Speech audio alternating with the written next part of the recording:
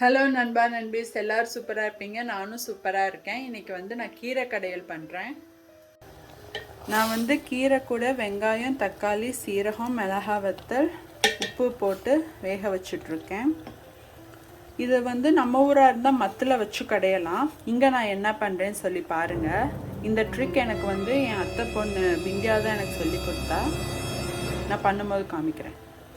இன்றைக்கி சரி சமைச்சிக்கிட்டே பேசலாம்னு சொல்லி யோசிச்சப்போ ஒரு தத்துவம் தோணுச்சு. ஆட்டோமேட்டிக் ஹேண்ட் ட்ரையர் கிட்ட நீங்கள் போய் கை வச்சிங்கன்னா அது ஆட்டோமேட்டிக்காக உங்கள் கையை ட்ரை பண்ண தான் செய்யும். அதே மாதிரி உங்களுக்கு பிடிக்காதவங்க உங்களை தப்பாக தான் புரிஞ்சுப்பாங்க, தப்பாக தான் நினைப்பாங்க. அதை போய் நீங்கள் அவங்க செட்டிங்ஸை நீங்கள் மாற்ற முடியாது. அவங்க அப்படி தான்.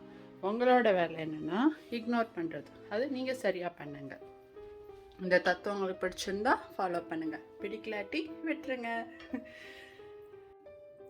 நான் மிக்சியில் இப்படி பல்ஸ் மோட்டில் ஒரே ஒரு வாட்டி மட்டும் அடிச்சுக்கிட்டேன். இப்படி பண்ணிங்கன்னா கரெக்டாக நம்ம மத்தில் கடைஞ்சால் என்ன டேஸ்ட் இருக்குமோ, கன்சிஸ்டன்சி இருக்குமோ அதே மாதிரி இருக்கும். இதை நீங்களும் ட்ரை பண்ணுங்கள். இது நான் தாளித்து இதில் கொட்டிட்டேன். ஸோ ஃபைனலி நம்ம கீரை ரெடி ஆயிடுச்சு. இப்போ நம்ம சாப்பிடலாம்.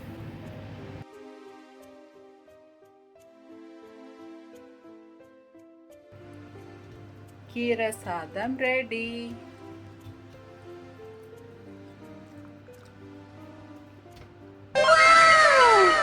இது மாதிரி சூப்பராக இருக்கும்.